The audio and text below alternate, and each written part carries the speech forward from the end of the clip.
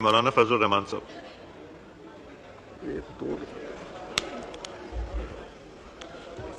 بسم اللہ الرحمن الرحیم نحمدہ ونصلی علی رسولہ الکریم. جناب اسپیکر، یہ تو ماہر قوانین جانے کہ آج جو ترمیم لائی جا رہی ہے اس کی قانونی ضرورت کتنی ہے اور کتنی نہیں، یا ہے بھی اور نہیں. لیکن اس قسم کی جو قانون سازیاں ہیں جناب اسپیکر، اس کا ایک اپنا پس منظر بھی ہے، اس کی ماضی بھی ہے اور طویل ماضی ہے.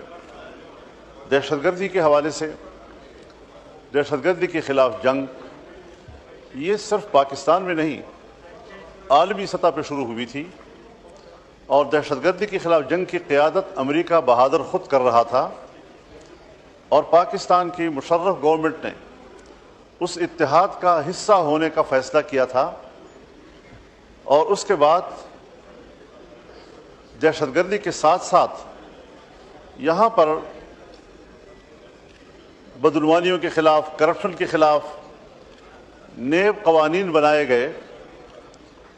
مجھے تعجب اس بات پر ہے کہ کبھی کسی قانون دان نے یا کبھی کسی پارلیمنٹیرین نے اس تمام تر تاریخ اور اس تمام تر ماضی میں، اس تمام تر قانونی چارہ-جوئیوں میں اس نقطے کو کبھی دیکھا ہے کہ ہم نے اس قانون سازی کے تحت پاکستان کے ہر فرد کو، پاکستان کے ہر شہری کو پیدائشی مجرم قرار دے دیا ہے.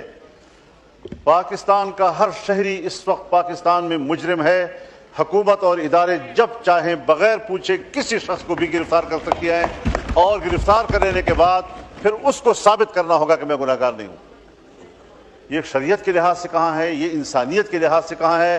اس کا نشانہ صرف پاکستانی قوم کو کس طرح بنا دیا گیا ہے. اور پھر ہماری طرح کے کچھ کمزور ممالک، ترقی پذیر ممالک، ان کے کچھ حوالے بھی دیے جاتے ہیں کہ یہ قانون فلاں ملک میں ہے.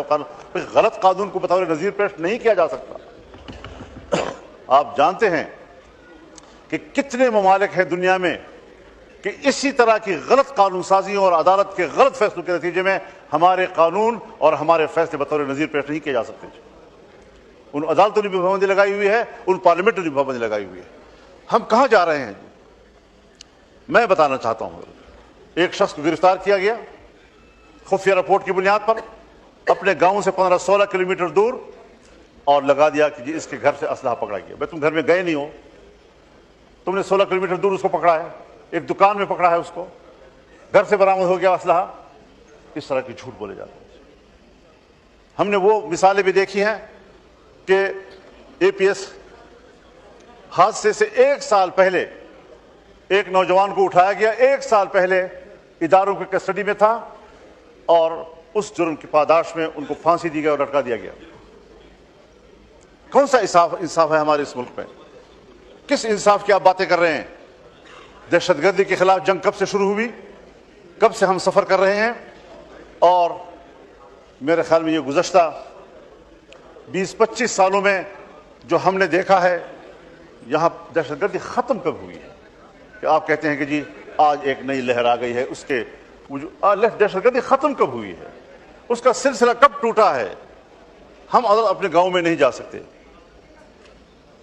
میرے ملک کا ایک معزز شہری میرا مہمان تھا، میرے گھر سے نکلا، میرے گاؤں سے اسلام آباد کے لیے. گھر کے دروازے پر ان کو اطلاع دی گئی کہ روڈ جو ہے دہشت گردوں کے قبضے میں ہے، آپ نہیں جا سکتے. اور یہ 5 بجے کا ٹائم تھا، عصر کا. 2 دن کی بات ہے. کہاں ہے آپ کا رٹ؟ کہاں ہے آپ کی حکومت؟ باجوڑ میں کیا صورتحال بنی ہوئی ہے؟ اور پھر ہم پبلک کو آگے کرتے ہیں، قبیلے کو کہتے ہیں آپ بات چیت کریں. بابا ان کے پاس اسلحہ ہے، میں غیر مسلح ہوں. تمام قبائل کو آپ نے غیر مسلح کر دیا ہے. ان کے پاس اپنے تحفظ کے لیے کوئی چیز نہیں ہے، اور آپ مسلح لوگوں کے ساتھ کہتے ہیں کہ آپ مذاکرات کریں. فوج کی مذاکرات نہیں کرے گی، لا انفورسمنٹ ادارے کی مذاکرات نہیں کرے گی. پھر عوام کو آپ ان کے مقابلے میں لے آتے ہیں، پھر عوام کی بات نہیں مانی. کہاں مانتے ہیں وہ؟ لہٰذا اسٹریٹجی بناؤ، کوئی سلیقے سے بناؤ، کوئی طریقے سے بناؤ، اور اس پر ایک باقاعدہ پارلیمانی کمیٹی کا اجلاس بلاؤ مشورہ کرو کہ کیا صورتحال بن سکتی ہے. اس قانون سازی سے تو میں اللہ کے 99 ناموں کو گواہ بنا کر پیش کرتا ہوں کہ اس قانون سازی سے ایک ناخن برابر کوئی فائدہ نہیں. کرتے جاؤ قانون سازی، کرتے جاؤ قانون سازیاں، اور کرتے جاؤ قانون سازیاں. اس پارلیمنٹ کی بھی کوئی اہمیت نہیں ہے، اس کی قانون سازی کی بھی کوئی اہمیت نہیں ہے. ایک قانون بنتا ہے، دباؤ آتا ہے، آپ اس میں ترمیم کرتے ہیں.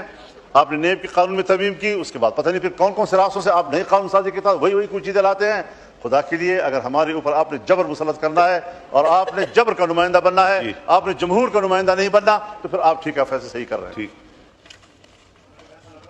کھولیں. قانون سازی یہ کہیں سے کرائی جا رہی ہے، کسی دباؤ کے تحت پارلیمنٹ چل رہا ہے. تو جناب اسپیکر، آپ کے ہوتے ہوئے پارلیمنٹ کو دباؤ میں نہیں ہونا چاہیے. پارلیمنٹ کو ثابت کرنا چاہیے کہ وہ سپریم ہے، اس کی سپریمیسی کو ہمیں ثابت کرنی پڑے گی. ورنہ یہ جو صورت، اب کیا یہ پلان نیشنل ایکشن پلان کبھی کبھی یاد آ جاتا ہے. نیشنل ایکشن پلان، آپ اس کے متن کو پڑھیں.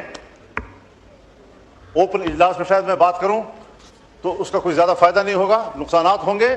جتنا امتیازی قانون وہ پلان کی صورت میں بنایا گیا ہے وہ قانون بھی نہیں ہے، وہ ایک ایگریمنٹ ہے، آپس کی بات ہے.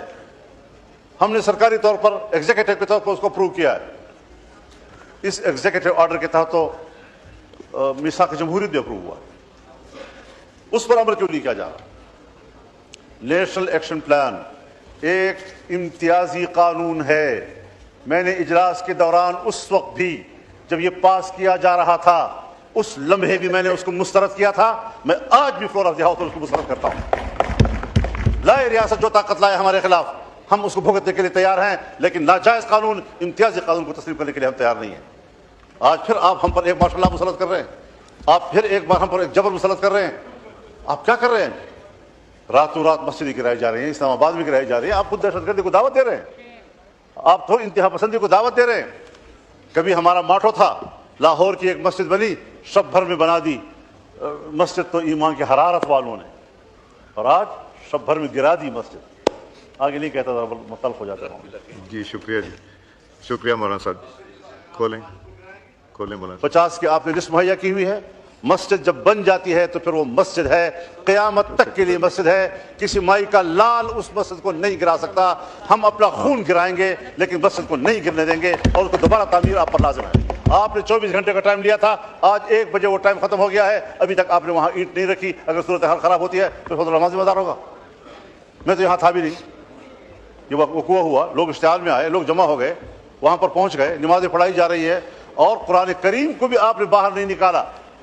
کہ قرآن کریم کے نسخے باہر رکھ کر آپ مسجد گرائیں. آپ کو اتنی جلدی تھی کہ قرآن کریم کو بھی زمین میں دھسا دیا گیا.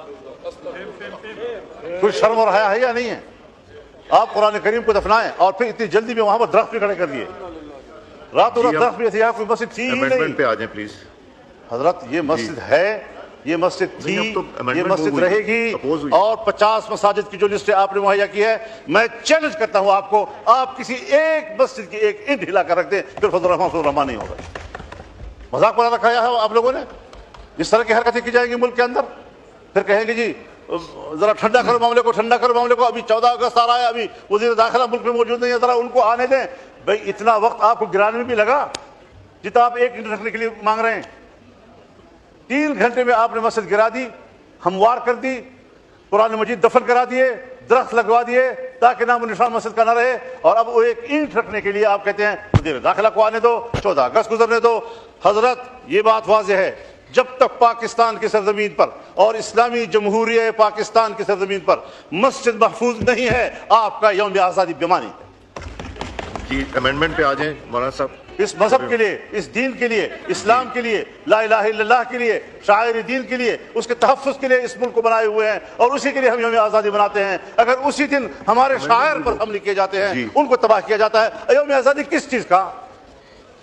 آپ کے اوپر ایک بڑے فکر مند انسان کی تصویر رکھی ہوئی ہے. پہلے یہ کر کے تو پھر آپ کو دوں گا. یہ کیا سوچے گا؟ اس کی روح کیا سوچے گی؟ جی ایمان کہاں گیا، اتحاد کہاں گیا، یقین محکم کہاں گیا؟ جی اور آزادی کا دن بنا رہے ہیں. یہ ساری چیزیں ہم تضادات کا شکار ہیں قومی سطح پر، اور ہمیں آج ہی وہاں پر وعدے کے مطابق 48 گھنٹے کے اندر، 48 گھنٹے 1 بجے پورے ہو گئے ہیں، 1 بجے پورے ہو گئے ہیں، اور ابھی تک وہاں پر اینٹ نہیں رکھی گئی. تو یہ خلاف ورزیاں یہ آپ کی طرف سے ہو رہی ہیں، اور ہم آپ اشتعال کا ماحول پیدا کر رہے ہیں. آپ اشتعال پیدا کریں اور ہمیں کہیں کہ جی آپ کول ڈاؤن کریں. یہ نہیں ہو سکتا. شکریہ. شکریہ جی.